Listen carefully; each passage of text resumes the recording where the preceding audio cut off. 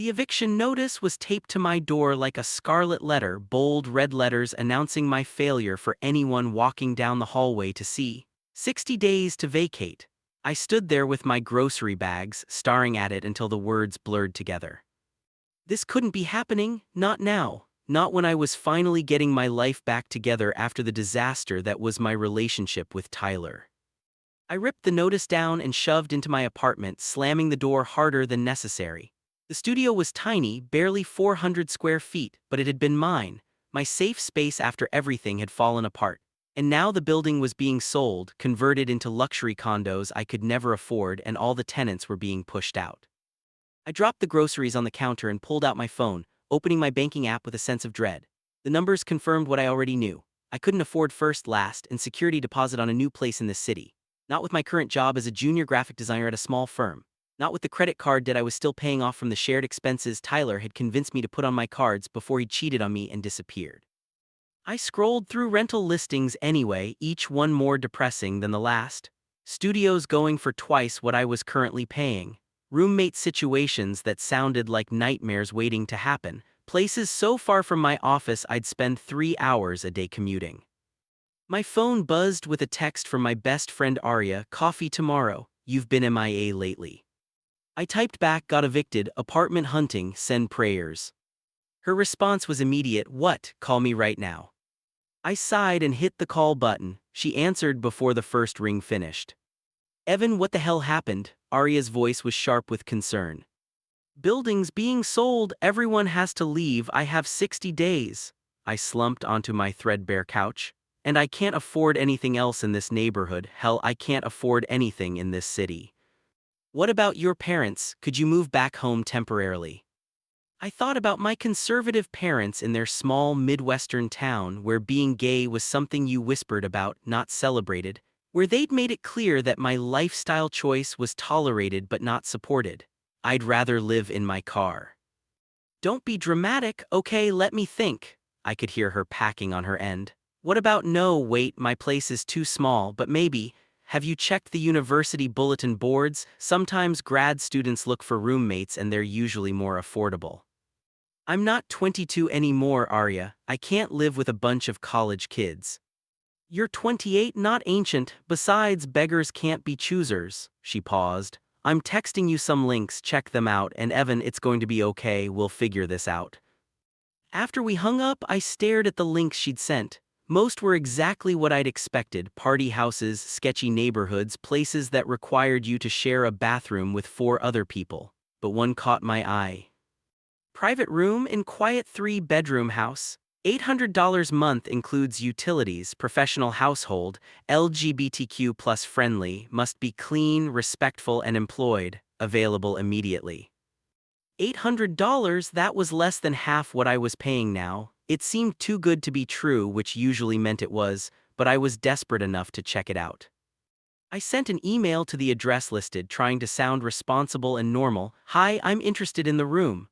I'm 28, working as a graphic designer, quiet, clean, no pets, currently living in a studio that's being converted, looking for something stable, would love to set up a time to see the place.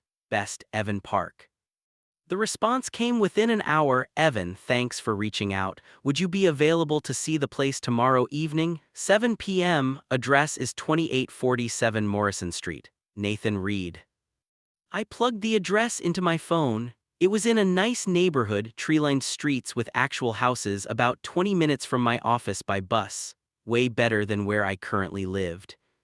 "That works for me, see you then," I typed back. It wasn't until I was getting ready for bed that the name clicked. Nathan Reed. Tyler's last name had been Reed.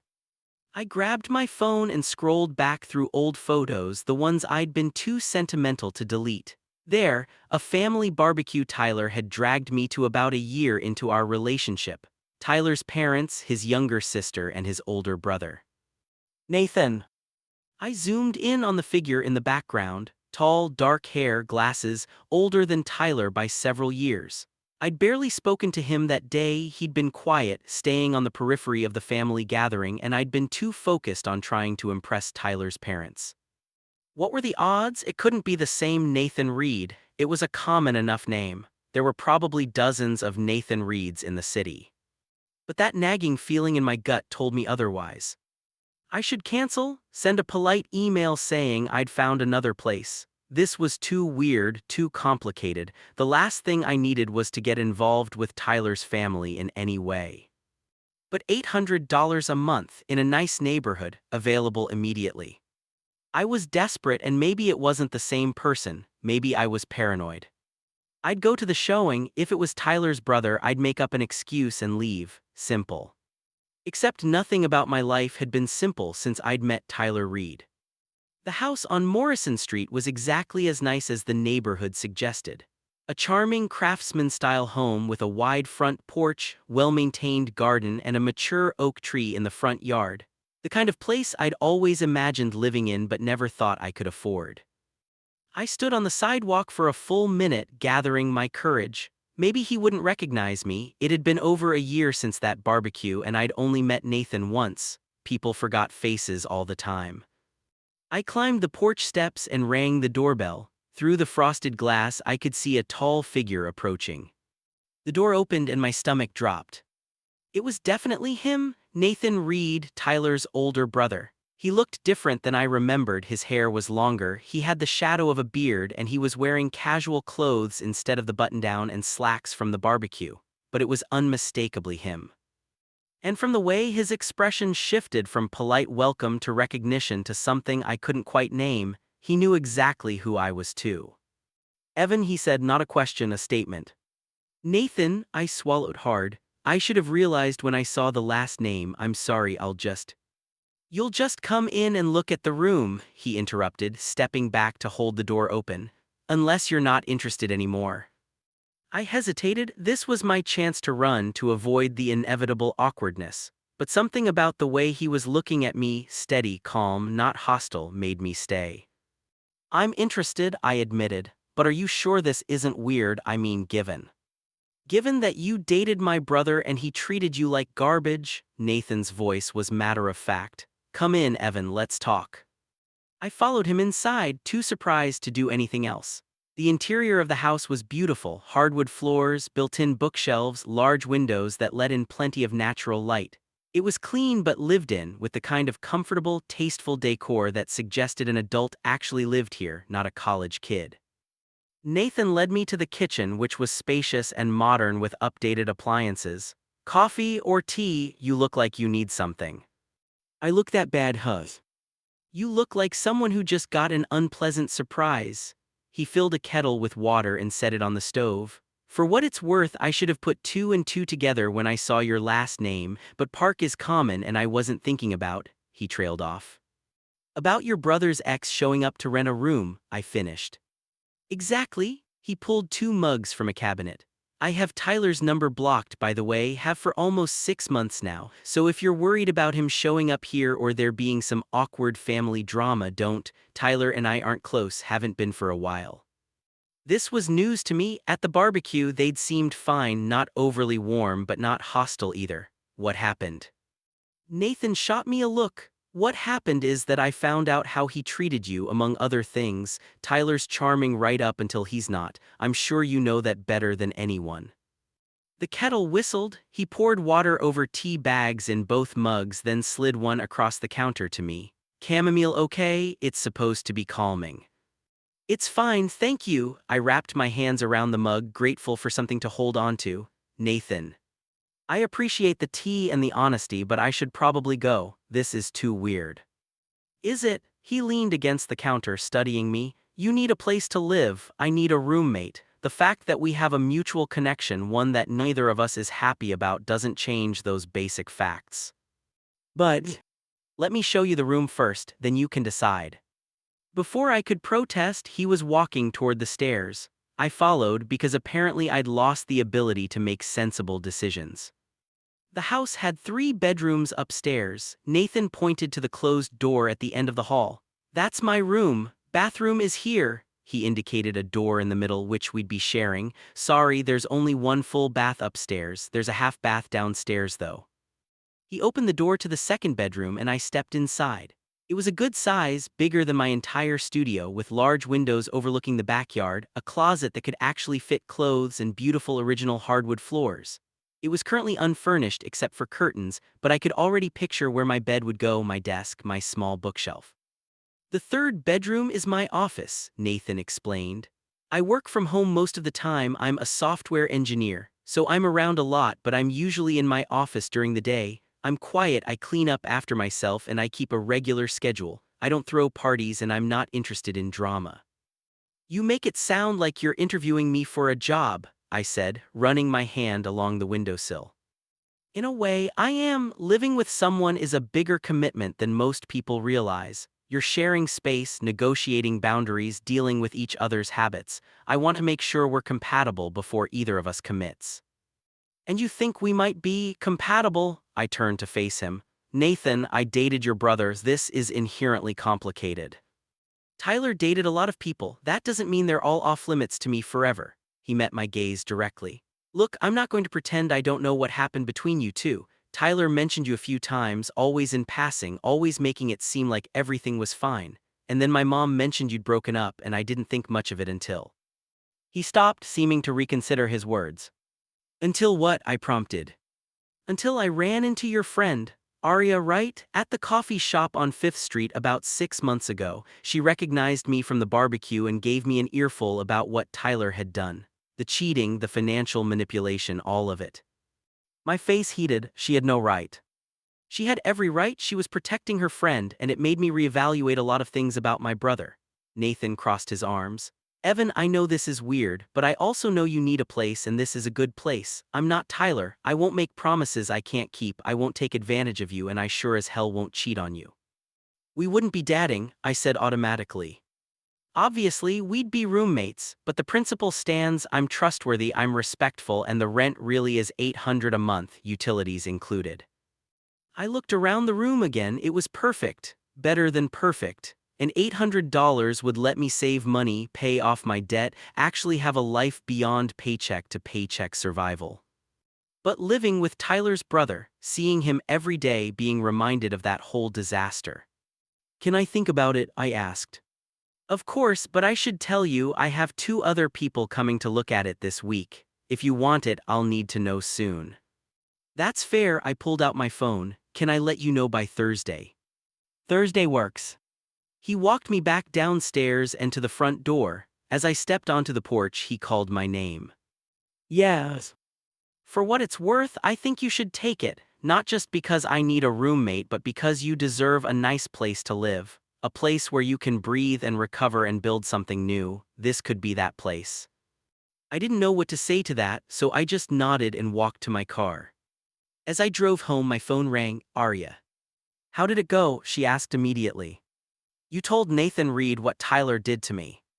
A pause. Oh shit, the Nathan Reed, the roommate, is Tyler's brother. You didn't know. Evan, I ran into him months ago before you were even apartment hunting. I didn't make the connection, but yeah, I told him. He seemed surprised, like he had no idea Tyler had been such an asshole. Was I wrong to do that? I don't know, I admitted. But now he wants me to move in, and he says he's not like Tyler and the room is perfect, and I have no idea what to do. What does your gut tell you? I thought about Nathan's direct gaze, his calm manner, the way he'd made tea without asking if I wanted any, just assumed I needed something comforting. That he's telling the truth, that he's not like Tyler at all. Then trust your gut. You're a good judge of character, Evan. Tyler was an anomaly, a blind spot, but you're smarter now, more careful. If Nathan seems genuine, he probably is. And if he's not, if this all blows up in my face, then you find somewhere else to live. But babe, you're running out of options. And from what I saw of Nathan that day, he seemed like a good guy, quiet, thoughtful, nothing like his brother. After we hung up, I spent the rest of the evening researching Nathan Reed online. His LinkedIn showed a stable career as a senior software engineer at a reputable company. His social media was minimal, a few photos of hiking trips, some book recommendations, a post about his volunteer work with an LGBTQ+ youth center. Wait, LGBTQ+ youth center. I clicked on the post. Nathan had shared an article about the center's work and added a caption, "Proud to volunteer with these amazing young people. Everyone deserves a safe space to be themselves." Everyone deserves a safe space to be themselves. I thought about my tiny studio with the eviction notice, about my limited options, about Nathan's steady gaze and simple statement, "You deserve a nice place to live." I opened my email and started typing. "Nathan, I'd like to take the room if it's still available. When can I move in, Evan?" His response came 30 minutes later. "It's yours. Move in whenever you're ready. I'll send over a lease agreement tomorrow. Welcome home, Nathan." Welcome home. I stared at those words for a long time, hoping I hadn't just made a huge mistake. 2 weeks later, I stood in front of the house on Morrison Street with everything I owned packed into my car and a moving truck Aria had helped me rent. It wasn't much: a bed, a desk, a bookshelf, clothes, and boxes of personal items. My entire life fitting into a small truck felt depressing and liberating at the same time. Nathan opened the door before I could knock, dressed in jeans and an old t-shirt. "Let me help you with that," he said, already moving toward the truck. "You don't have to. I'm helping, come on." We worked in companionable silence, carrying boxes and furniture up the stairs. Nathan was stronger than he looked, effortlessly lifting things I struggled with. When I protested that he should let me handle the heavy stuff, he just raised an eyebrow. "I go to the gym specifically so I can help people move furniture. Let me have this." By early afternoon, everything was inside. Arya arrived with pizza and beer, taking one look at the house and whistling low. "Damn, Evan, you upgraded." "Right," I cracked open a beer. "It almost feels too good to be true." "Well, I approve." She turned to Nathan, who was hanging back near the kitchen. "And you, thank you for giving my friend a chance. He deserves this." Nathan looked uncomfortable with the praise. "He's paying rent like anyone else, but you're welcome." After Arya left, Nathan helped me set up my bed frame, which required 2 people and more patience than I possessed. When we finally got it together, I collapsed onto the bare mattress with a groan. "I hate moving." "Everyone hates moving." Nathan handed me a water bottle from the pack he'd brought upstairs. "But you're officially moved in now. Welcome." "Thank you seriously for all of this." He shrugged. "I needed a roommate, you needed a place, it worked out." He headed for the door, then paused. "Oh, I should probably tell you, I usually cook dinner around 7. You're welcome to join me, or you can do your own thing. No pressure either way, but if you want to share meals and split grocery costs, I'm open to that." "You cook?" "I do fairly well, actually. Tyler got the charisma, I got the practical skills." It was the first time he'd mentioned Tyler casually, without weight or significance. I appreciated that. "I'd like that, the shared meals thing. I'm a decent cook too." "Good, we can trade off," he smiled. And I realized I'd never really seen him smile before. It transformed his face, making him look younger and more approachable. "Get settled, I'll see you at dinner." After he left, I spent the next few hours unpacking, hanging clothes in the closet, arranging books on my shelf, making the room mine. It was strange, being in this space, knowing Tyler's brother was just down the hall. But it also felt right in a way I couldn't explain. At 7, I headed downstairs to find Nathan in the kitchen, chopping vegetables. Something smelled amazing. "What are you making?" "Stir fry, hope that's okay." I should have asked about dietary restrictions. "I eat everything, that smells incredible." "My mother's recipe? Well, modified. She'd probably be horrified by what I've done to it, but I like this version better." I hopped up onto one of the bar stools. "Can I ask you something?" "Sure." "Why did you really decide to rent out the room? You clearly don't need the money, this house, your job. You could easily afford to live alone." Nathan was quiet for a moment, focused on his cooking. "You're right, I don't need the money, but living alone was getting lonely. I work from home, I don't have a large social circle, and days would go by where I wouldn't have a real conversation with anyone. I thought having a roommate might help with that." "There must have been other applicants. Why take a chance on your ex-boyfriend's ex-boyfriend?" He looked up at me, his expression serious. "Honestly, because I knew your situation. I knew you weren't some random person who might trash the place or cause drama. I knew you were a good person who got dealt a shitty hand by my brother, and I thought maybe I could do something about that. Call it guilt by association, or trying to make up for Tyler's mistakes, or just wanting to help." "That's very kind of you. Most people wouldn't." "Most people didn't watch their brother systematically destroy someone's trust and finances."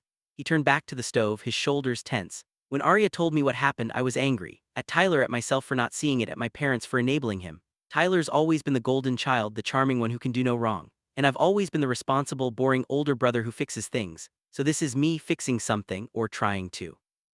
I'm not a charity case, Nathan. I know that, and this isn't charity, it's mutually beneficial. You get an affordable place to live, I get a roommate who won't drive me crazy. And maybe, he plated the food and brought it over to the small dining table. Maybe we both get a fresh start.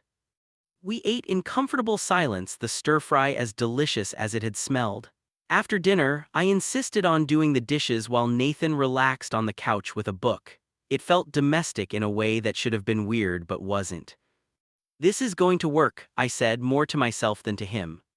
Nathan looked up from his book. Yeah, I think it will. The first week was an adjustment. Learning Nathan's routines, figuring out the rhythm of the house, navigating shared space. But it was surprisingly easy. Nathan was considerate to the point of being almost overly polite, always asking if I minded before he did anything, apologizing for the smallest things. You don't have to apologize for taking a shower, I told him after he'd said sorry for using the bathroom when I was waiting to brush my teeth. We live together, we're going to be in each other's way sometimes. I know he trailed off. Just what? Hyper-aware of not wanting to make you uncomfortable, given everything.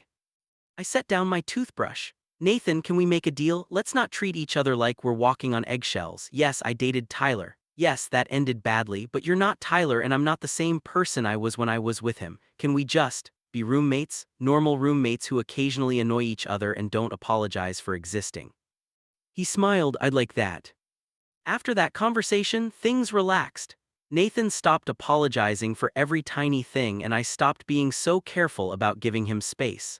We fell into an easy routine, cooking dinner together most nights, watching TV afterward, occasionally going for runs together on weekends. I learned that Nathan was a morning person who made excellent coffee and always had breakfast ready by 7 a.m. That he listened to jazz while he worked, the music floating down from his office. That he volunteered at the LGBTQ+ youth center every Thursday evening and came home energized and talkative, full of stories about the kids he mentored. You really love it, don't you? I asked one Thursday night after he'd been telling me about a kid who'd just come out to his parents. It's the most important thing I do. Nathan's expression was soft. These kids, they're so brave, coming out in a world that's still not always safe or accepting. They need to know that there are adults who support them, who have been through it and come out okay. When did you come out? College. It was rough at first, my parents didn't take it well, still don't really, they're polite about it but I know they see it as a flaw or a phase. Tyler was always the normal one even though Nathan stopped himself. Even though he's what? Nothing, it's not my story to tell. But I could guess. Tyler had never explicitly said he was straight but he'd also never corrected people who assumed. He'd been cagey about our relationship, never wanting to post about us on social media or be affectionate in public. I told myself he was just private but looking back, I wondered if there'd been more to it. Tyler's not out, is he? I asked quietly. Nathan sighed. He's figuring things out, at least that's what he tells himself, but mostly he's hiding and hurting people in the process. He hurt you. He hurt a lot of people, you most of all. Nathan looked at me directly. I'm sorry for that, I know it's not my place to apologize for him but I am sorry. Thank you, though you know you're nothing like him, right? Am I? He seemed genuinely uncertain. Nathan, you're literally one of the most considerate people I've ever met. You apologize for breathing too loud, you volunteer with queer youth, you took in your brother's ex because you felt guilty about how he treated me. Tyler would never do any of those things. Tyler has his good qualities. Maybe, but so do you, better ones. He looked at me for a long moment, something unreadable in his expression, then he smiled. Thank you for saying that. That night, lying in bed, I thought about that conversation.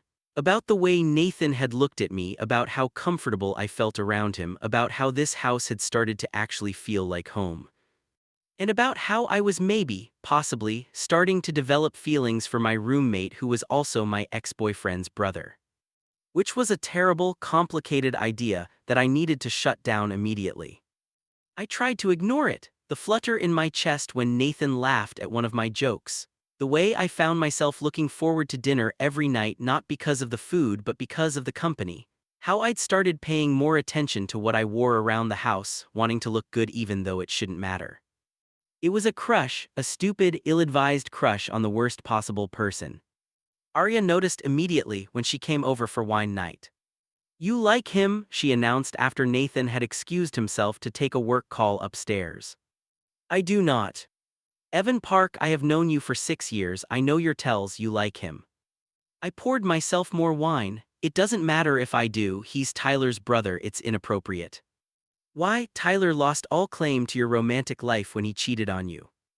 "It's not about Tyler's claims, it's about the inherent weirdness of dating brothers. And anyway, Nathan's just being nice, he doesn't see me that way."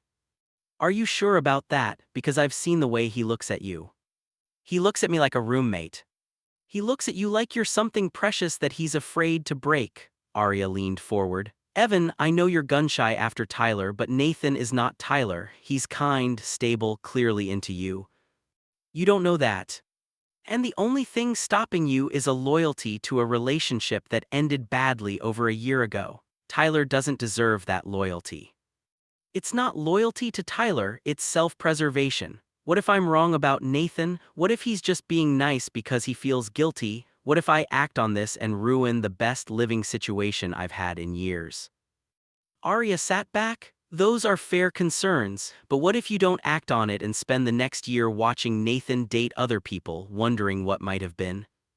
I didn't have an answer for that. After Arya left, I lay awake thinking about her words. About Nathan, about the possibility that maybe, just maybe, there could be something here. But I needed to be sure. I needed to know if Nathan felt anything beyond landlord-roommate politeness. And I had no idea how to find out without making things unbearably awkward. The universe apparently had a sense of humor about my dilemma. The next evening, I came home from work to find Nathan in the kitchen, tension radiating from every line of his body. He was gripping the counter, staring at his phone like it had personally offended him. "Everything okay?" I asked carefully. He looked up and I saw real anger in his eyes. "Tyler called." My stomach dropped. What did he want? "He heard through my mother that I have a roommate. He wanted to know who it was." Nathan laughed, but there was no humor in it. "I didn't tell him, told him it was none of his business, but he's going to find out eventually, and when he does." What will he do?" "I don't know, make it about him probably, claim I'm somehow betraying him by renting you a room. My brother has always been good at making himself the victim." "I can move out," I offered, even though the thought made my chest tight. "I don't want to cause problems between you and your family." "No." Nathan's voice was firm. "You're not going anywhere, this is your home now. Tyler doesn't get to dictate who I live with or who I spend time with. He lost that right when he cheated on you and then had the audacity to play the victim when you ended it. He told people I ended it. He told everyone you ended it, made it seem like you were the unreasonable one, breaking up over one mistake. Never mind the financial manipulation or the repeated cheating or any of the other shit he pulled." I sat down heavily. I didn't know he was doing that. "Why would you? You were busy recovering from the relationship." Meanwhile, Tyler was managing his image as always. Nathan finally released his death grip on the counter and sat across from me. "Evan, I need you to know something. Having you here, getting to know you, it's made me realize how wrong I was about everything. About Tyler, about that relationship, about you." "What do you mean?" "I thought you were just another one of Tyler's boyfriends. Someone he'd charm for a while and then move on from. I didn't pay much attention because Tyler had always been like that, but you're not just another boyfriend, you're—" He paused, seeming to choose his words carefully. "You're kind and funny and talented, you care about things deeply, you've been through hell and you're still putting yourself back together with grace. And the more I get to know you, the more I realize what a fucking idiot my brother was to lose you." My heart was pounding. "Nathan, I'm not saying this to make you uncomfortable, I just want you to know that you're valued. Here in this house by me, whatever Tyler says or does, it doesn't change that." "Thank you," I managed, "that means a lot." We sat in charged silence for a moment, then Nathan's phone buzzed again. He glanced at it and sighed. "Tyler again. My mother wanting to know why I was rude to Tyler." He silenced the phone. "Family dinner is going to be fun next month." You still do family dinners.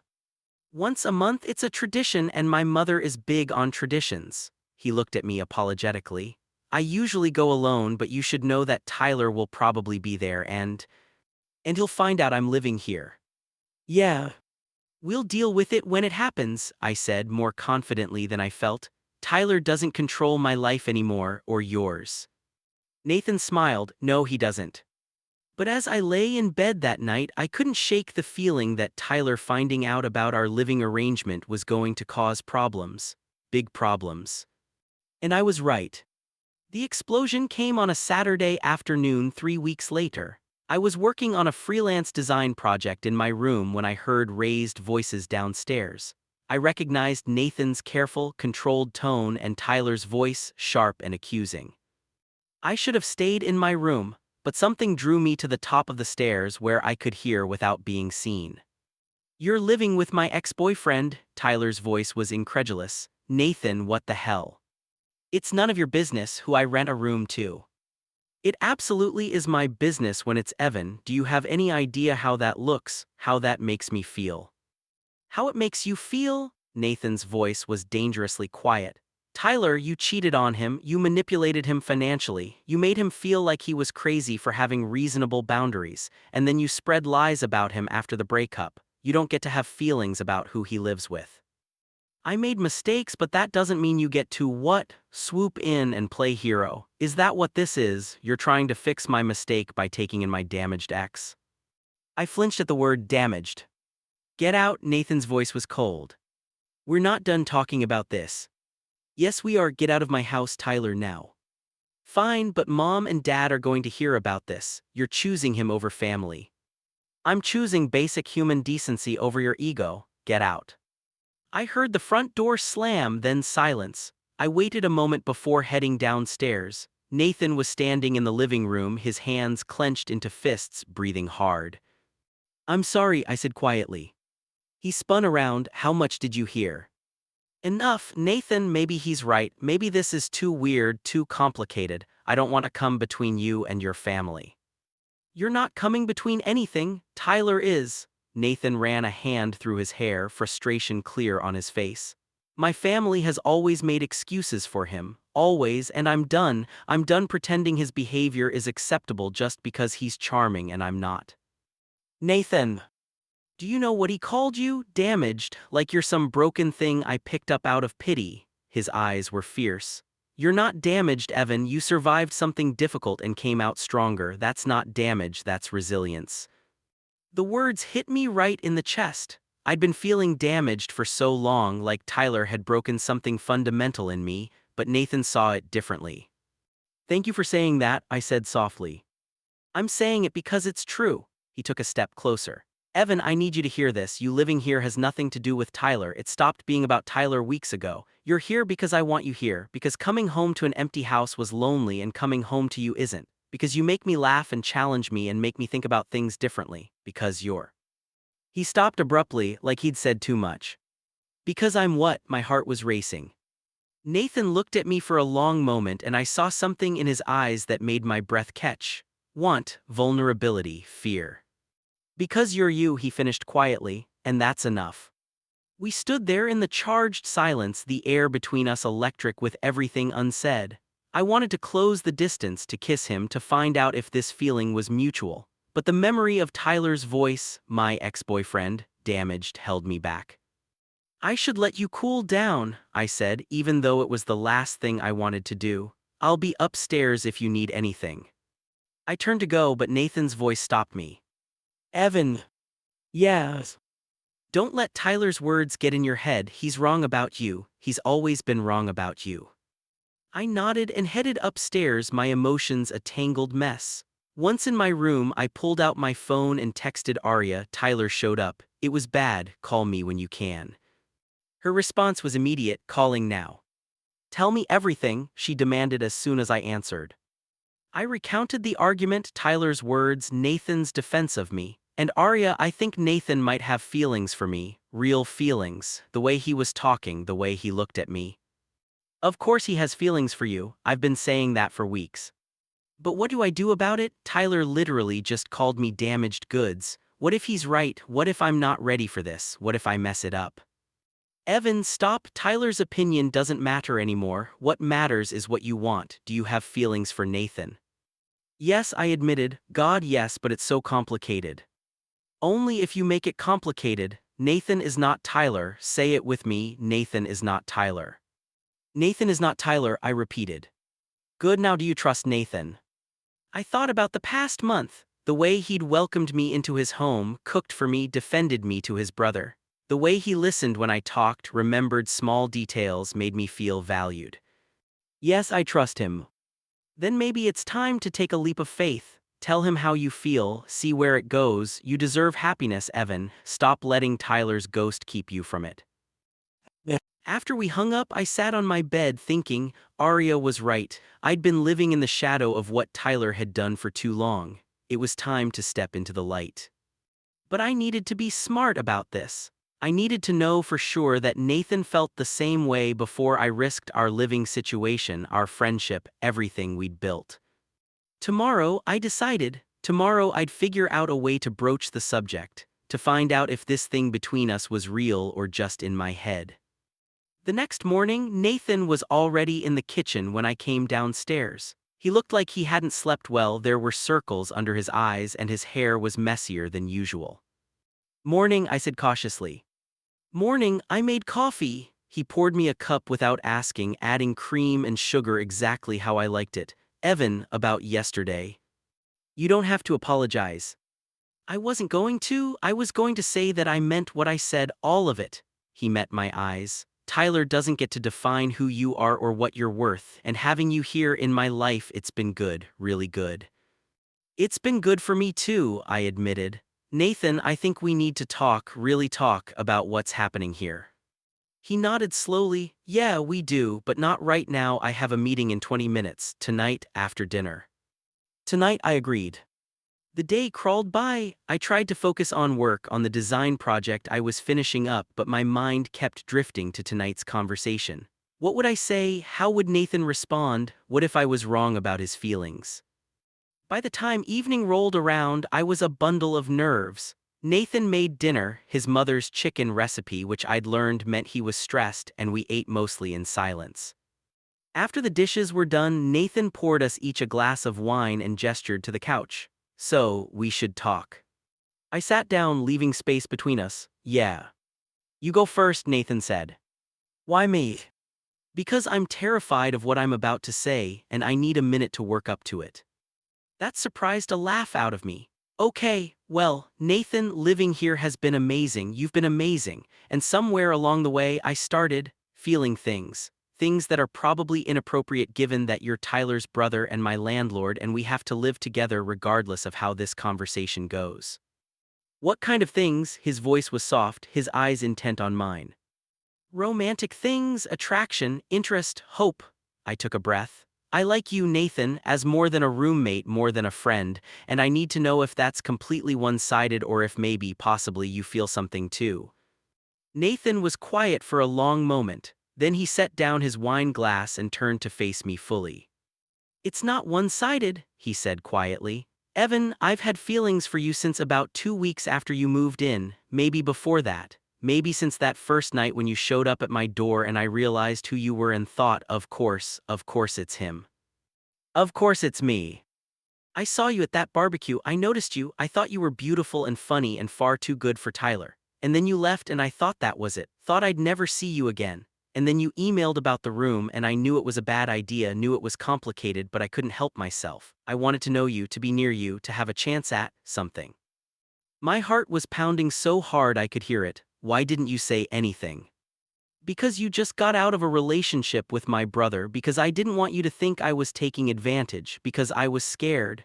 He laughed without humor. I'm still scared. This is the most terrifying thing I've ever done. What is? Telling you that I'm falling in love with you. The world seemed to stop. You're what? Falling in love with you have been for weeks, maybe longer. Nathan looked at me with raw honesty. I love the way you sing off-key in the shower, the way you leave little notes on the fridge when you use the last of something, the way you listen to the kids' stories when I talk about the youth center like you really care. I love your laugh, your mind, your heart. I love who I am when I'm with you. And I know this is complicated. I know Tyler is going to make it hell when he finds out. I know we're roommates and that adds a whole other layer of difficulty, but I can't keep pretending I don't feel this way. I couldn't breathe, couldn't think, could only feel the overwhelming rush of relief and joy and terror. Say something, Nathan said, his voice tight with anxiety. Please, even if it's that this is too much, too fast, too complicated. I kissed him. I closed the distance between us and pressed my lips to his, and for a moment he froze in surprise. Then he was kissing me back, his hand coming up to cup my jaw, and it was everything, better than everything. When we finally pulled apart, we were both breathing hard. So, Nathan said, a smile playing at his lips, I'm guessing that means you feel the same way. I'm falling in love with you too, I said. I have been for a while, I was just too scared to admit it. And now I'm still scared, but I'm more scared of not taking this chance, of wondering what might have been. I took his hand. Nathan, I want to try this, really try, but we need to be smart about it. We live together, so if this doesn't work out, it will work out. You can't know that. No, but I can believe it, and I can promise to communicate, to be honest, to never make you feel the way Tyler did. He squeezed my hand. Evan, I know I'm asking you to take a huge leap of faith here. I know trusting someone after what you went through is terrifying, but I'm not going anywhere. I'm all in if you are. I looked at him, really looked at him. At the sincerity in his eyes, the hope, the fear that matched my own. Nathan Reed was nothing like his brother. He was steady where Tyler had been erratic, honest where Tyler had been manipulative, present where Tyler had been distant. I'm all in, I said. His smile was brilliant. Yeah. Yeah. He kissed me again, slower this time, deeper. I lost myself in it, in him, in the feeling of finally being exactly where I was supposed to be. When we eventually moved apart, Nathan kept his arms around me. So, do we tell people, keep it quiet? What's the protocol here? I think we take it slow, figure out what this is between us before we bring other people into it. I paused. Though Arya's going to know immediately, she has a sixth sense for this stuff. James will know too. He's been on my case for weeks about my obvious crush on my roommate. James is Tyler's cousin, right? The one who was at the barbecue. Yeah, though he's not close with Tyler anymore, he's family, but he's also one of my best friends, and he's gay, so he gets it. Nathan traced patterns on my shoulder. I should probably warn you when Tyler finds out about this, and he will find out it's not going to be pretty. We'll deal with it together. Together, I like the sound of that. We stayed on the couch for hours, talking about everything and nothing. About our hopes for this relationship, our fears, our boundaries. Nathan insisted we keep separate bedrooms for now, wanting to make sure we didn't rush into anything physical before we were both ready. I want to do this right, he said. I want us to build something real, something lasting, and that means taking our time. I appreciated that more than he knew. After Tyler's intensity, his rush to move things forward physically while keeping them surface level emotionally, Nathan's patience felt like a gift. Around midnight, Nathan walked me to my bedroom door. So, this is weird, saying goodnight to my boyfriend in the hallway of our shared house. Boyfriend, I repeated, testing the word. I like that. Good, because that's what you are, he kissed me softly. Sleep well, Evan. You too. I lay in bed grinning like an idiot, unable to believe this was real. I was dating Nathan Reed. I was falling in love with Nathan Reed, and he was falling in love with me. It was terrifying and exhilarating, and absolutely right. The next few weeks were a study in learning how to be both roommates and boyfriends. It required some adjustment, figuring out when to be couple-wise and when to give each other space, navigating physical affection in shared spaces, determining what our boundaries were. Nathan was patient with all of it, always checking in, always making sure I was comfortable. After Tyler's disregard for boundaries, Nathan's constant consideration was almost overwhelming.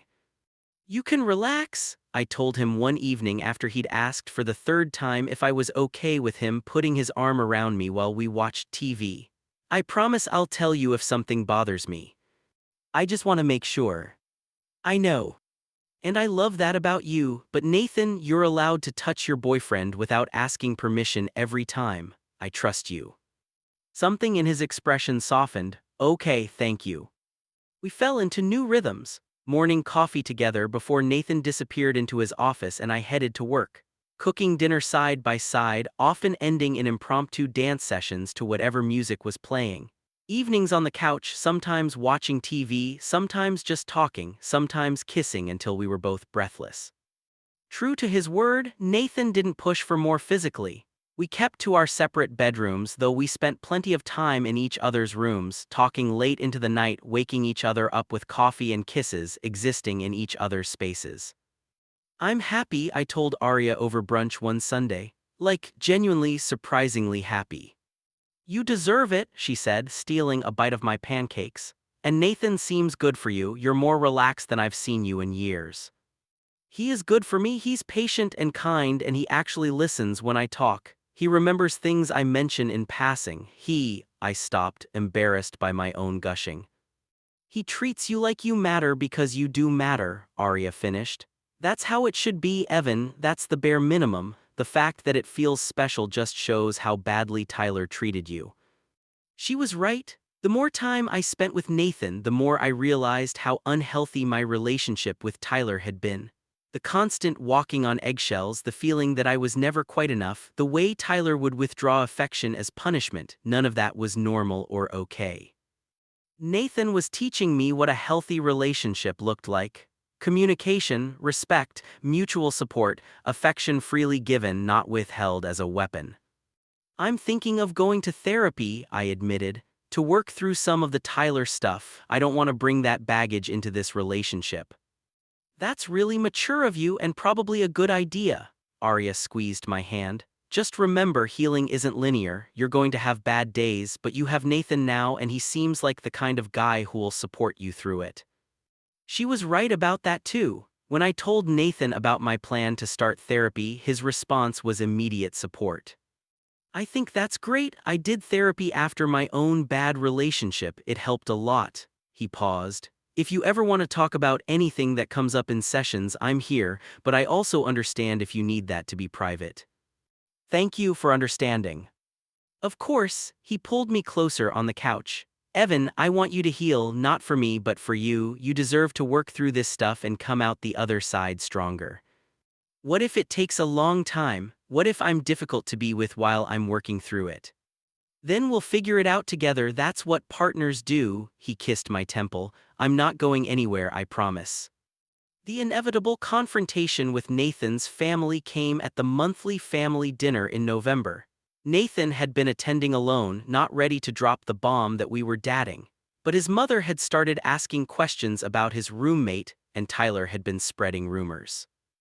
"I think it's time," Nathan said the week before the dinner. "Time to tell them. I hate hiding us, and if Tyler's already talking, I'd rather they hear it from me."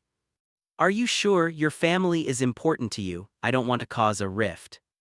"Evan," he took my hands, "you are important to me, and if my family can't accept us, then that's their problem, not yours. Still, this is a big step." "It is, which is why I want you to come with me to the dinner. Show them that we're serious, that this isn't some phase or rebellion against Tyler." The thought terrified me. "Nathan, I don't know if that's a good idea."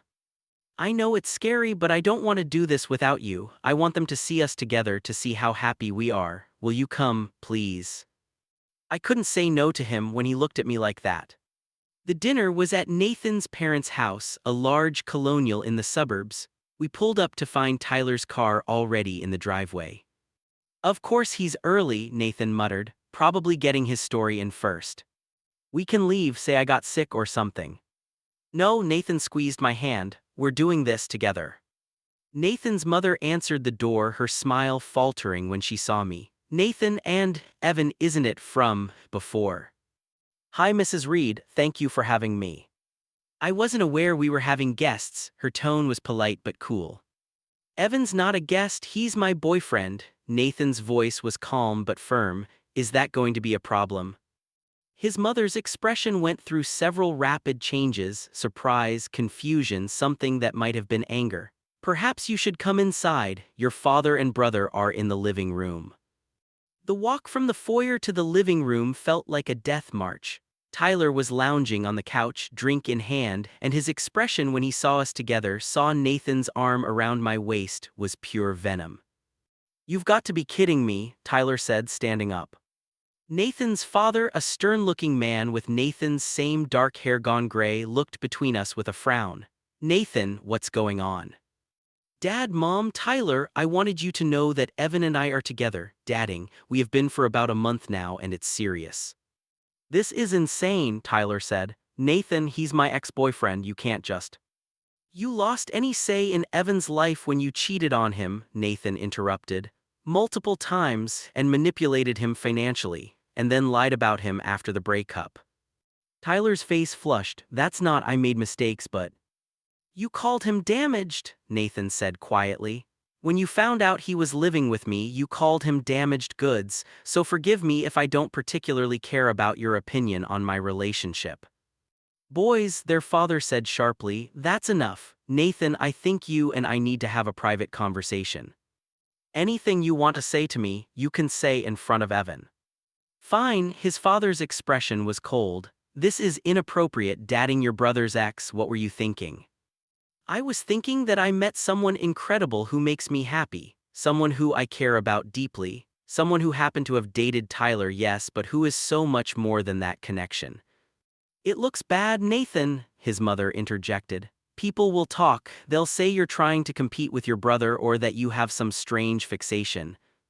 "I don't care what people say, I care about Evan, and I care about building a life with someone who respects me and makes me want to be better." He looked at Tyler. "Something you never understood about relationships." "This is unbelievable," Tyler said. "Mom, Dad, are you just going to let him do this? He's clearly doing this to hurt me." "Not everything is about you, Tyler." Nathan's voice was sharp now. "I know that's hard for you to understand, but this, Evan and me, has nothing to do with you. It never did. You expect me to believe you just happened to fall for my ex, that it's some cosmic coincidence. I expect you to acknowledge that you treated Evan terribly, that you lost him through your own actions, and that he's free to be with whoever he wants, including me." The room fell silent. Nathan's parents exchanged a long look, some unspoken communication passing between them. Finally his father spoke. "I think you both should leave." "Excuse me," Nathan said. "This is clearly not the time or place for this discussion, perhaps when emotions aren't running so high." "No," Nathan stood straighter. "No more delays, no more appropriate times. I'm in love with Evan. I'm happy for the first time in years. And if you can't be happy for me, if you're more concerned about Tyler's feelings than my well-being, then that tells me everything I need to know." "Nathan," his mother started, but he held up a hand. "I've spent my whole life being the responsible one, the one who doesn't make waves, the one who fixes Tyler's messes and asks for nothing in return. But I'm done with that. I'm choosing myself this time. I'm choosing Evan. And if that means missing family dinners, missing holidays, whatever, I'll live with that." He turned to me, his expression softening. "Come on, let's go home." I followed him out, my heart pounding. Behind us, I could hear Tyler starting to say something, but Nathan kept walking. In the car, Nathan gripped the steering wheel tightly, not starting the engine. "I'm sorry, that was—" "Don't apologize," I said firmly. "Nathan, what you did in there standing up for us, for me, that was incredible. I know that wasn't easy." "They're my family," he said quietly, "and they're choosing Tyler again like they always do. Yeah. Then they're idiots because Tyler is selfish and cruel and you're everything good." He looked at me and I saw tears in his eyes. "I meant what I said about choosing you, about being in love with you. I know, and I'm in love with you too, completely, terrifyingly in love with you." He kissed me then, desperate and raw, and I kissed him back with everything I had. When we pulled apart, he rested his forehead against mine. "Let's go home," he said. "Yeah, let's go home." The fallout from the family dinner was swift. Nathan's mother called the next day, her voice tight as she asked him to reconsider this relationship for the sake of family harmony. Tyler sent a series of angry texts that Nathan blocked without reading past the first one. His father sent a formal email outlining why the relationship was inappropriate and damaging to family bonds. Nathan responded to none of them. "I'm done justifying my happiness to people who should want me to be happy," he told me that evening. If they come around eventually, great. If not, I have you, I have James, I have friends, I have a life that doesn't revolve around their approval. You're sure? I asked, worried. Family is important. You're important. This, he gestured between us, is important. They'll either accept it or they won't. Either way, I'm not giving you up. The certainty in his voice made my chest ache in the best way. We settled into our relationship with new freedom. No more hiding, no more worrying about who might find out. Nathan changed his relationship status on social media, the one place he was actually active. I posted a photo of us at the farmer's market, his arm around me, both of us laughing. The responses were overwhelmingly positive. Friends congratulating us, acquaintances saying we looked happy, people from Nathan's youth center posting heart emojis and supportive messages. There were some negative comments, of course.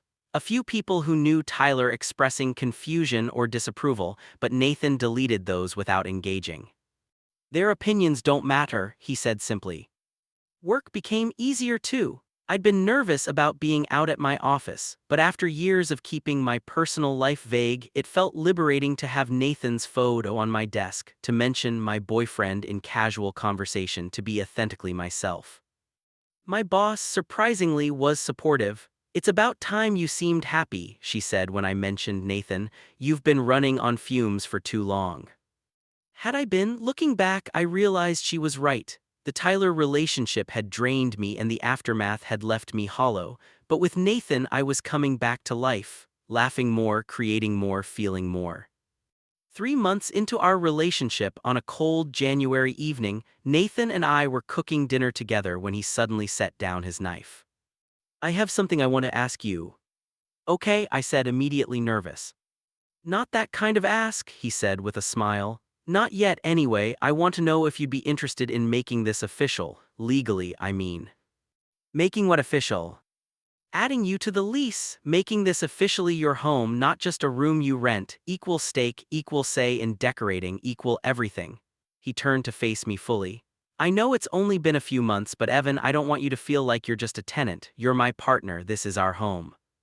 The gesture touched me more deeply than I could express. You really want that?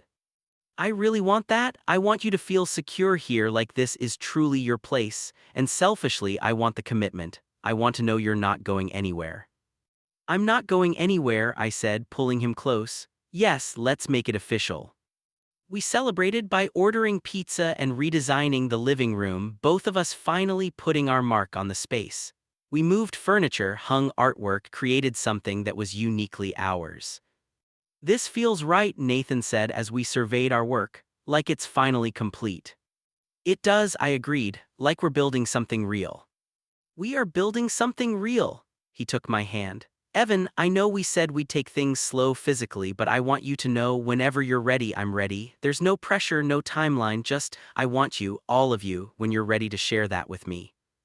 My heart raced. We'd been taking things slow, keeping to our separate bedrooms, not pushing past heated makeout sessions, but I was ready, had been ready for a while. What if I said I'm ready now? I asked.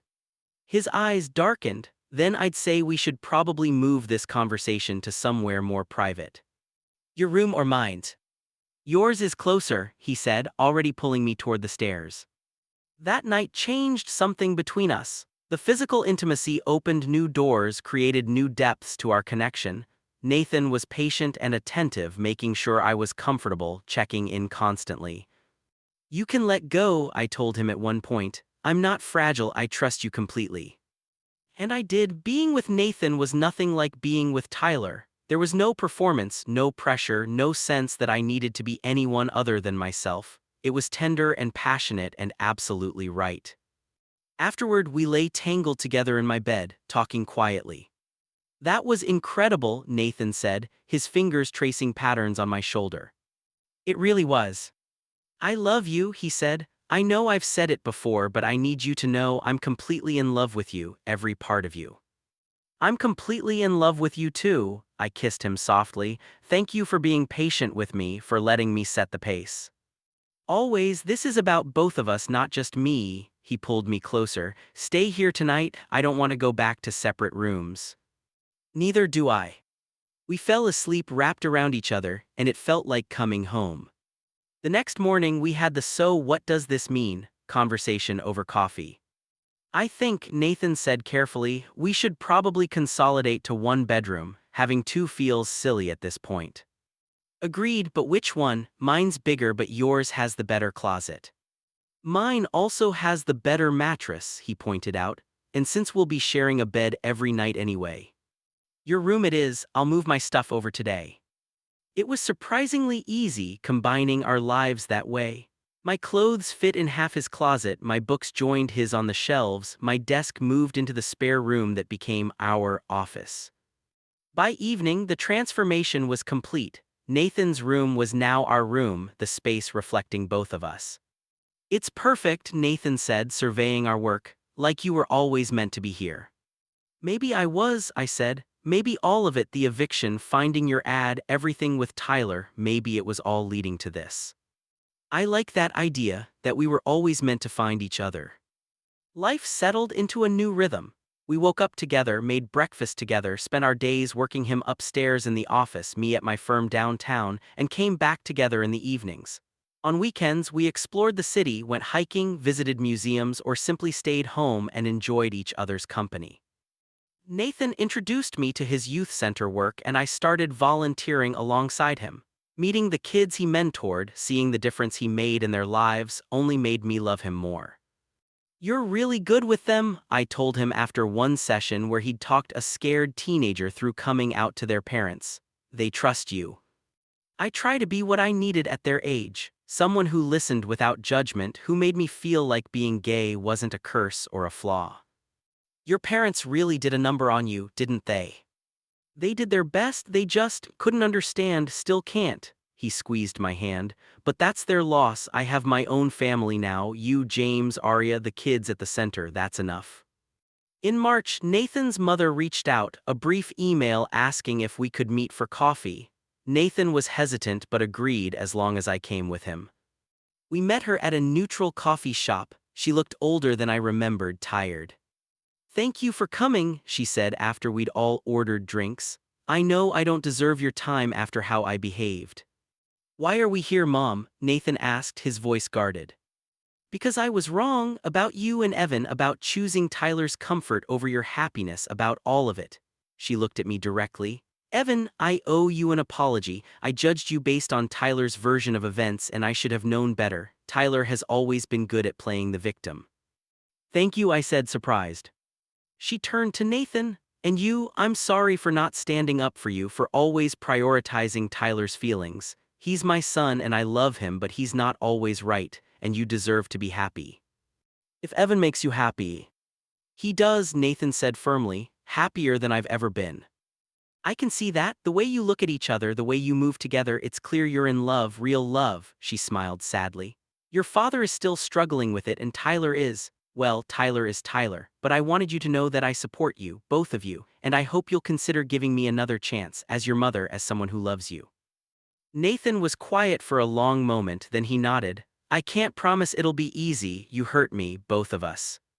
I know, and I'll spend however long it takes making it up to you. She pulled out her phone.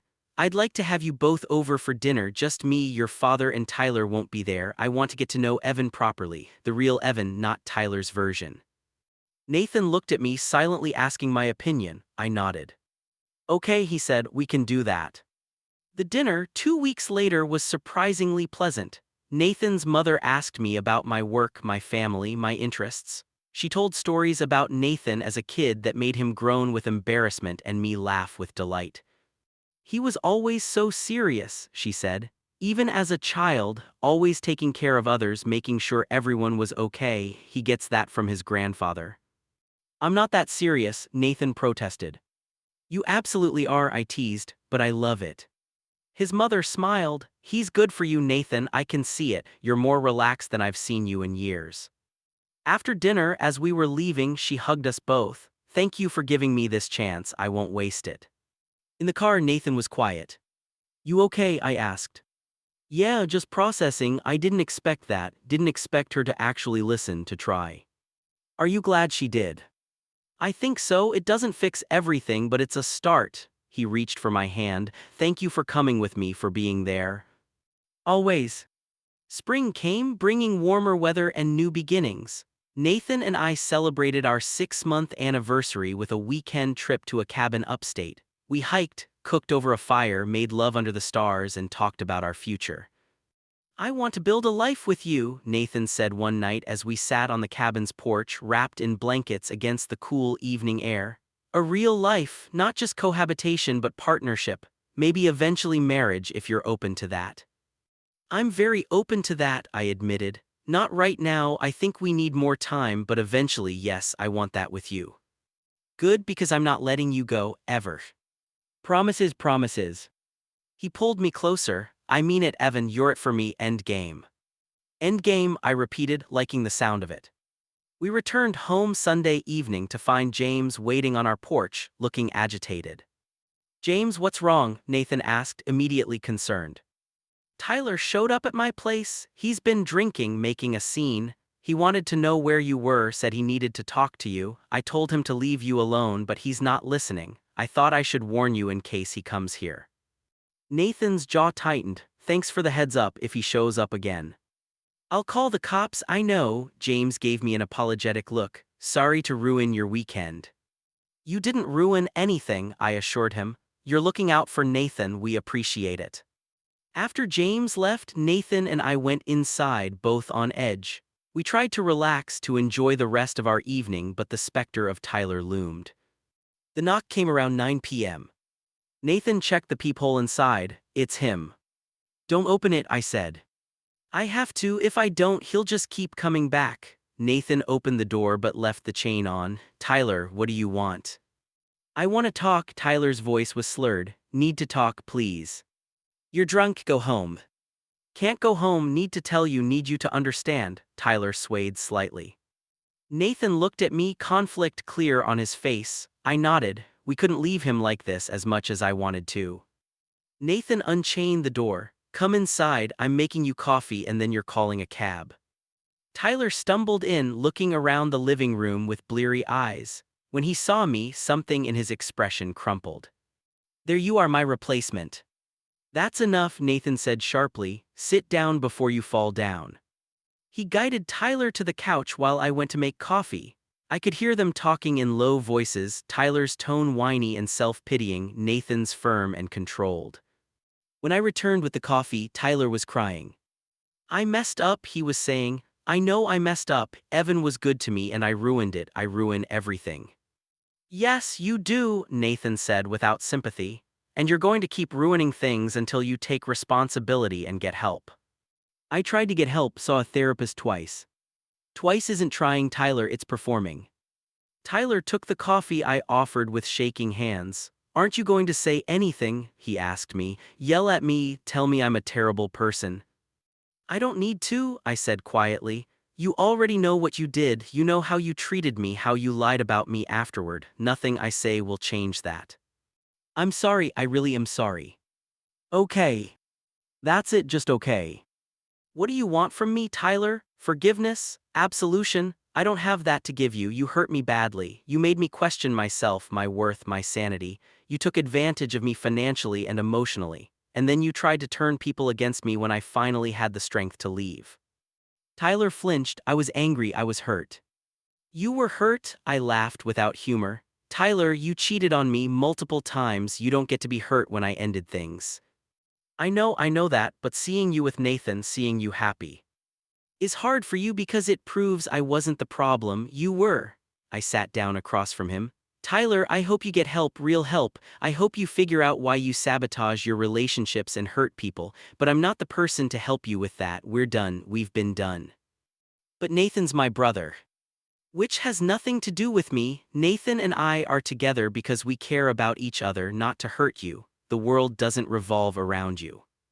Tyler looked at Nathan. "Are you really choosing him over me, over family?" "I'm choosing happiness over toxicity. If you see that as choosing Evan over you, then yes, absolutely." Nathan's voice was calm but final. "Tyler, you need to leave, drink your coffee, call a cab and go home, and don't come back here unless you're sober and ready to respect my relationship." "This isn't fair." "Life isn't fair. You taught me that when you spent our entire childhood being the favorite while I was the invisible one, when you got away with everything while I had to be perfect. When mom and dad excused every terrible thing you did because you were going through something or finding yourself, Nathan stood up. I'm done making myself smaller to make room for your ego. I'm done sacrificing my happiness for your comfort. Evan and I are together, we're happy, and if you can't handle that, stay away. Tyler finished his coffee in silence. Nathan called him a cab and we waited without speaking until it arrived. At the door, Tyler turned to look at us one more time. I really am sorry for everything. Then prove it, I said. Get help, be better, stop hurting people. After he left, Nathan locked the door and leaned against it, exhausted. That was intense, he said. You were amazing, I told him, pulling him into a hug. Standing up to him like that, I'm so proud of you. I meant what I said, all of it. I choose you, Evan, every time. I choose you too. We went to bed that night holding each other tighter than usual, as if Tyler's appearance had reminded us how precious what we had was. In the weeks that followed, Tyler stayed away. Nathan heard through their mother that he'd checked into a rehab facility not just for drinking but for a broader treatment program that included therapy.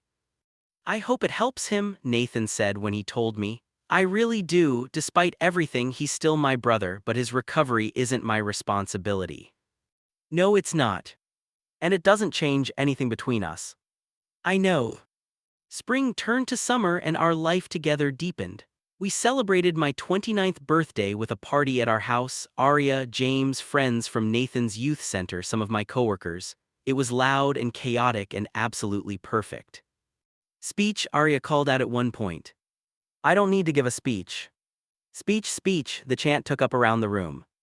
I looked at Nathan, who was grinning, and sighed.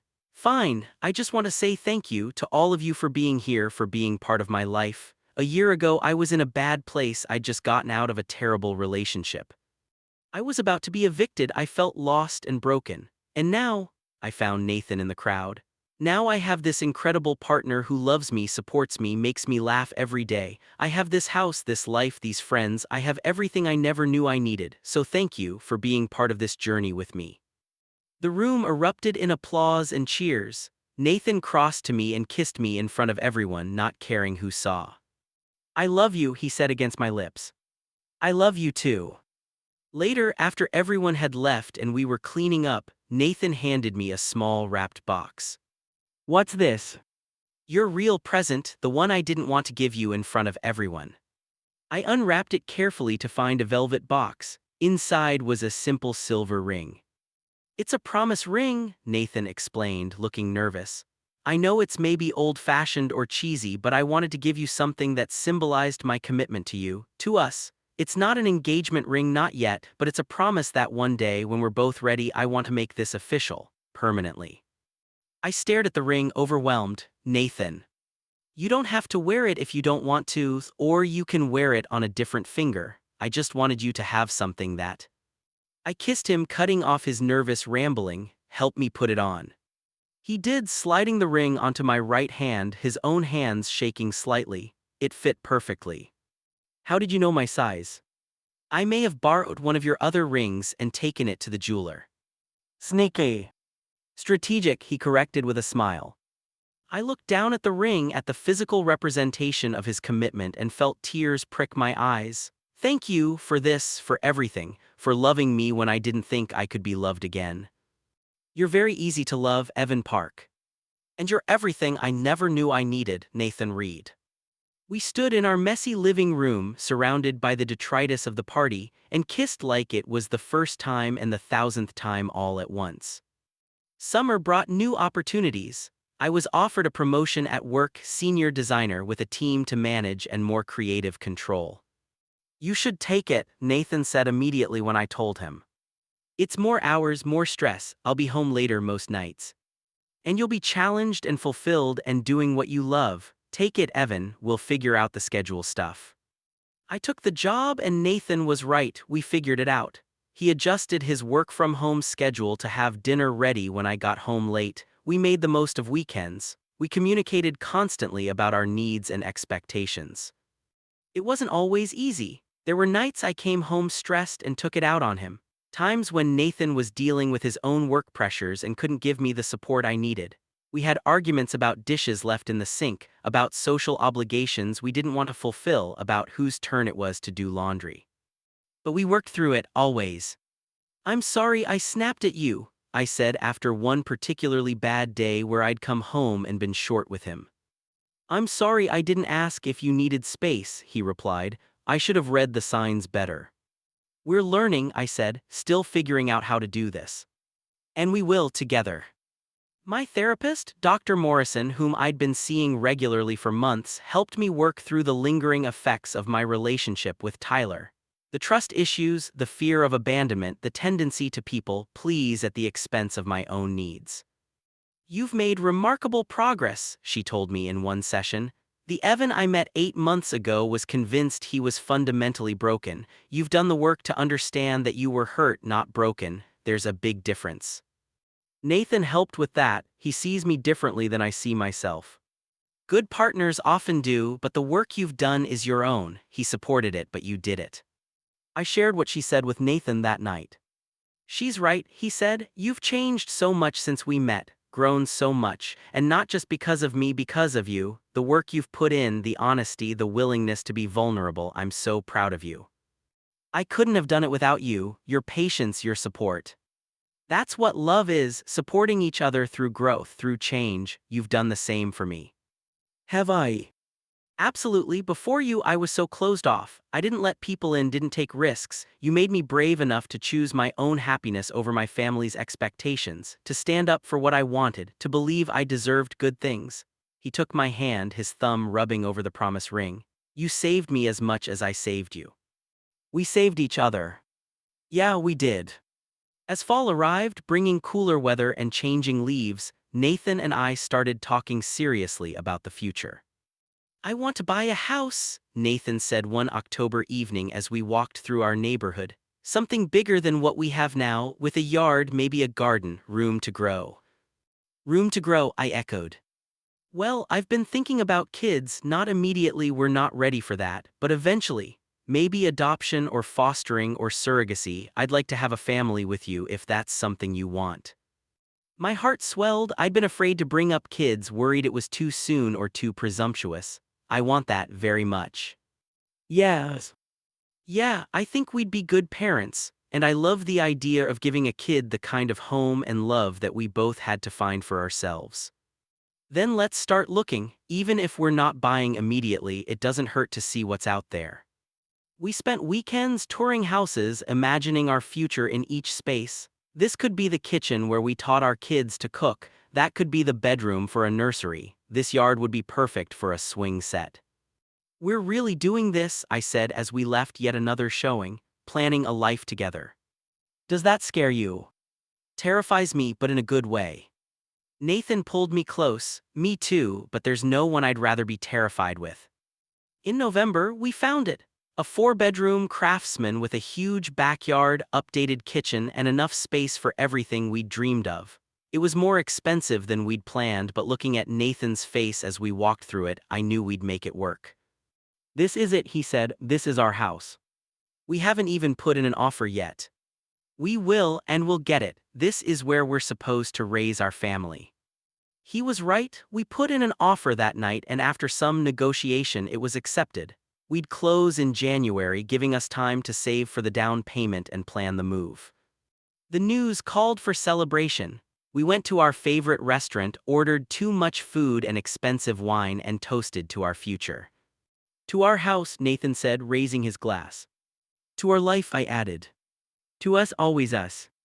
We clinked glasses, and I looked at the man across from me. The man who'd taken me in when I had nowhere to go, who'd seen past his brother's lies to the truth of who I was, who loved me with patience and passion and unwavering commitment. I love you, I said, so much it sometimes scares me. Good, love should be a little scary. It means you're all in. I'm all in, I confirmed, completely, irrevocably all in. So am I. The holidays approached, bringing with them the question of how to navigate family gatherings. Nathan's mother had invited us to Thanksgiving, promising it would just be her, and Nathan's father, Tyler, would be having dinner with his sponsor from rehab. I think we should go, Nathan said. Give them another chance, but if it's awful, we leave immediately. Deal. Thanksgiving was surprisingly pleasant. Nathan's father was stiff at first, but he made an effort, asking me about work and the new house. His mother was warm, asking about our plans, our timeline, our hopes. "I'm glad you boys are so happy," she said as she brought out dessert. "I know I didn't handle things well at first, but seeing you together, it's clear this is real." "It is, Mom, very real." After dinner, Nathan's father asked to speak with both of us privately. We followed him to his study, apprehensive. "I wanted to apologize," he said without preamble, "for my initial reaction, for siding with Tyler, for all of it. I was wrong. Nathan, you've always been the responsible one, the one I could count on, and I took that for granted. I expected you to be perfect while making excuses for Tyler. That wasn't fair." "No, it wasn't," Nathan agreed. "And Evan, I judged you without knowing you. I'm sorry for that. You've been good for my son, I can see that now." "Thank you," I said, surprised by his sincerity. "I'd like to start over, to have a real relationship with both of you, to be part of your lives as you build them together." He looked at Nathan. "Your mother told me about the house. I'd like to help with the down payment. Consider it an early wedding gift." Nathan was stunned. "Dad, you don't have to. I want to, please let me do this." After a long pause, Nathan nodded. "Okay, thank you." The drive home was quiet, both of us processing.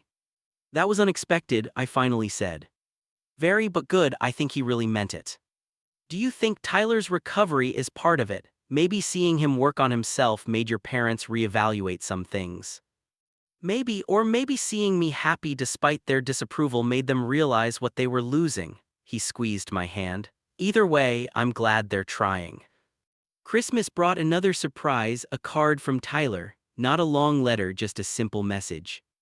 "Nathan and Evan, I'm working on myself. 6 months sober, still in therapy, learning to be better. I'm not writing to ask for forgiveness or to insert myself into your lives. I just wanted you to know that I'm genuinely happy for you. You deserve each other. You deserve happiness. I hope someday we can have a relationship again, Nathan, but I understand if that's not possible. I hurt you both too much. Be well. Tyler." Nathan read it twice, then showed it to me. "What do you think?" "I think it sounds sincere, but I also think actions speak louder than words. Time will tell if he means it." "Agreed. I'm not ready to have him back in my life yet. Maybe eventually, but not now." "That's fair. You get to set the boundaries." "We get to set the boundaries," he corrected. "This affects you too." "Thank you for saying that." We spent Christmas at our house, just the two of us. Nathan cooked an elaborate dinner while I handled decorations. We exchanged gifts by the tree, practical things mostly, but also sentimental ones. I gave him a photo album filled with pictures from our first year together. He gave me a framed deed to our new house, both our names on it.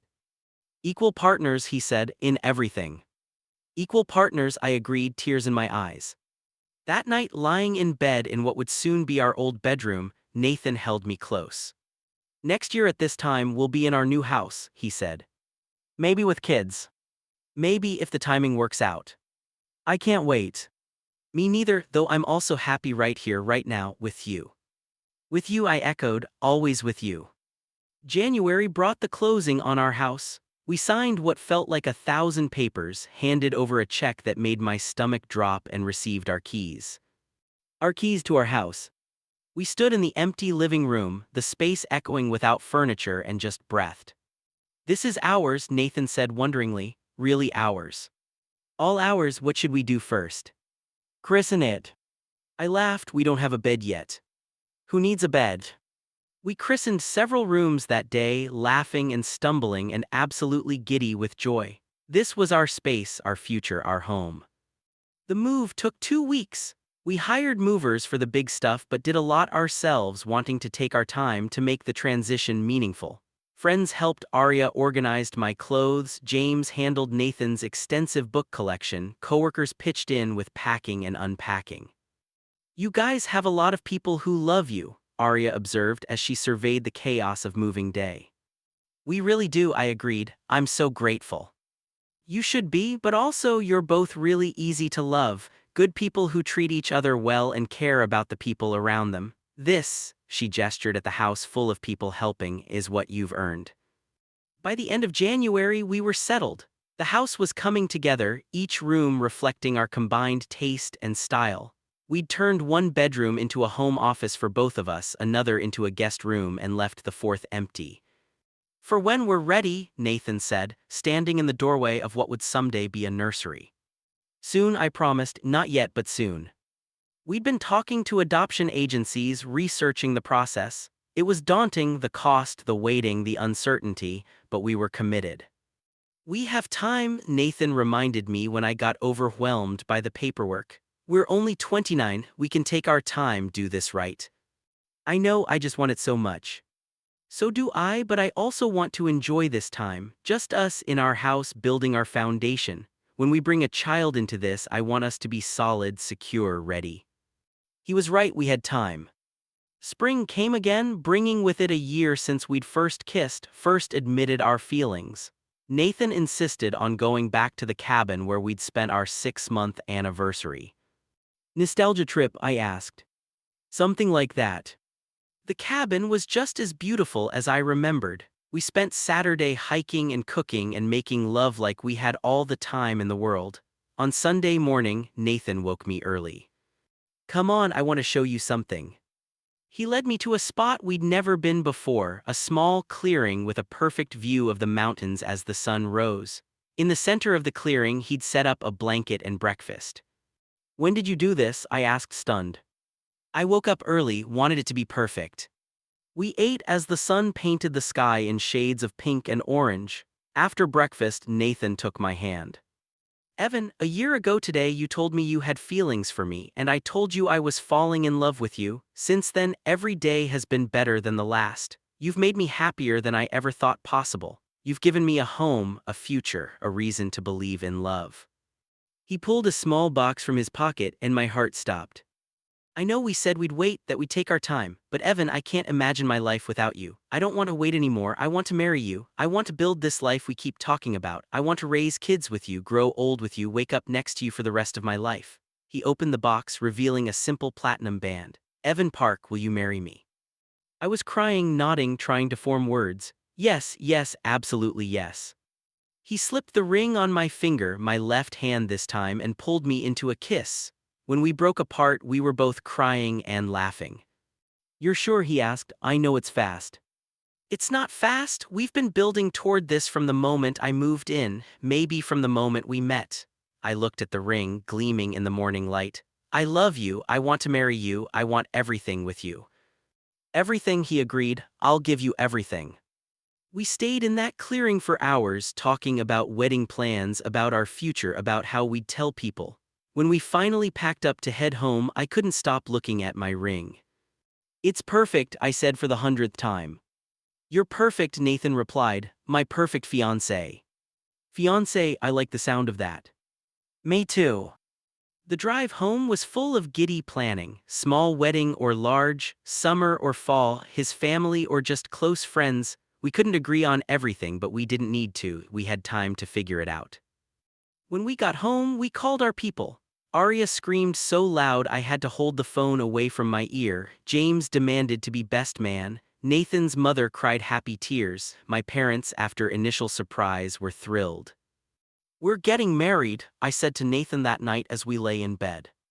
"We are any regrets?" "Not a single one, you. Just that I didn't ask you sooner." I kissed him, the timing was perfect, everything about us has been perfect. "Not perfect, we've had our struggles." "Perfectly imperfect then, which is better anyway?"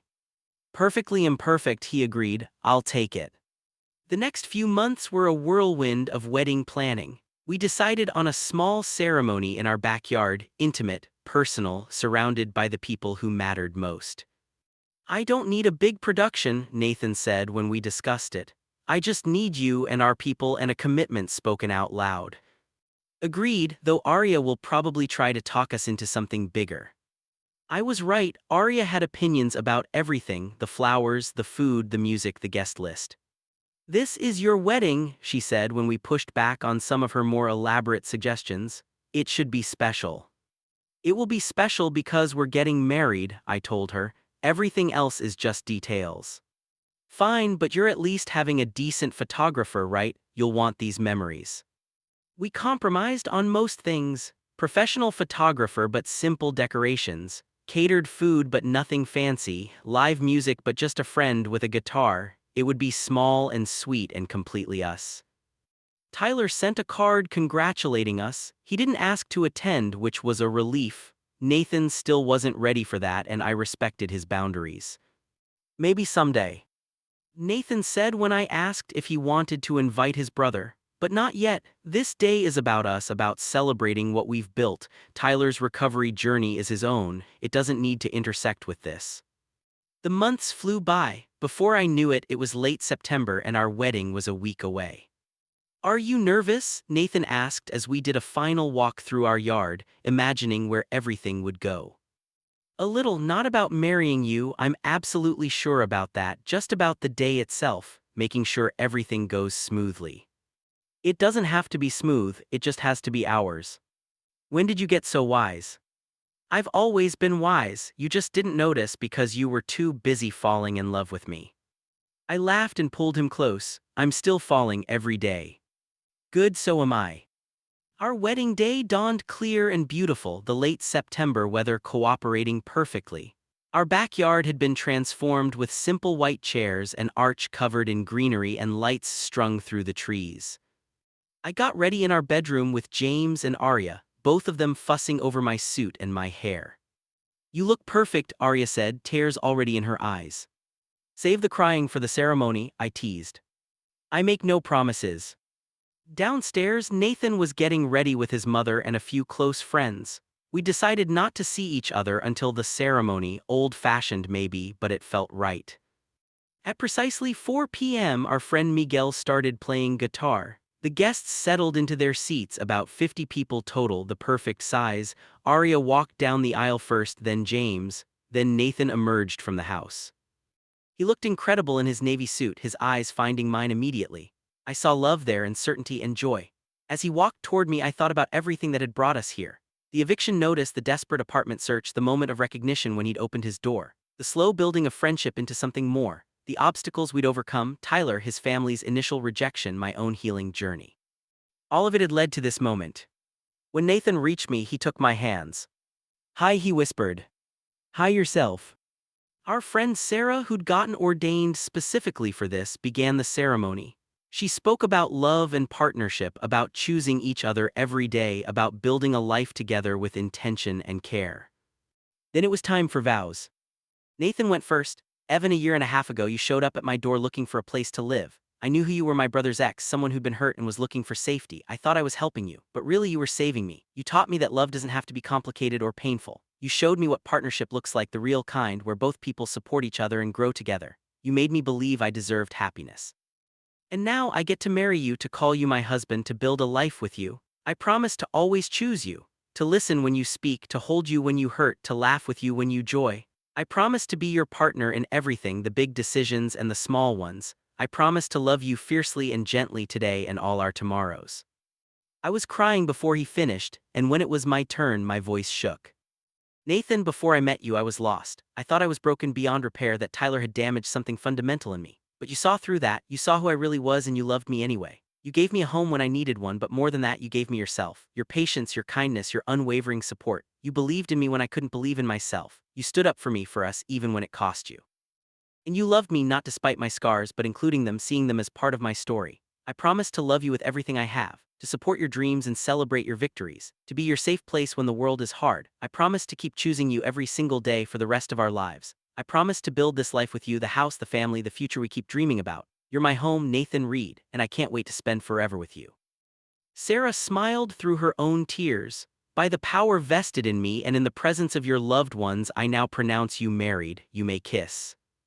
Nathan pulled me close and kissed me as our friends and family erupted in applause and cheers. When we pulled apart, we were both grinning. "Husband," he said. "Husband," I agreed.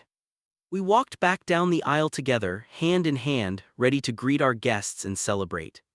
The reception was perfect, good food, better company, and so much love. We danced our first dance to the song that had been playing the first night we'd kissed.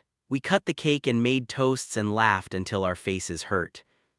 Nathan's mother hugged us both, telling us how proud she was. My parents did the same. Arya gave a speech that made everyone cry and laugh in equal measure. James told embarrassing stories about Nathan that made him groan. As the sun set and the lights came on, Nathan and I stole a moment alone in our kitchen, watching our celebration through the window. "We did it," I said. "We did. How does it feel?" "Perfect, terrifying, amazing, all of it." I leaned into him. "I love you, husband. I love you, husband." We stayed there for a few more minutes just being together before heading back out to our party. I'm folding tiny clothes when Nathan comes home from the youth center, exhausted but happy. "How was it?" I ask. "Good. Miguel came out to his parents. They took it well." He drops his bag and crosses to where I'm sitting on the couch. "And how's my favorite person?" "Your favorite person is currently napping upstairs." "I have two favorite people," he amends, kissing me before heading upstairs. I hear him enter the nursery, hear his soft voice talking to our daughter. Lily has been with us for 3 months now, 3 months since we brought her home from the hospital. Our adoption finalized, our family complete. Well, almost complete.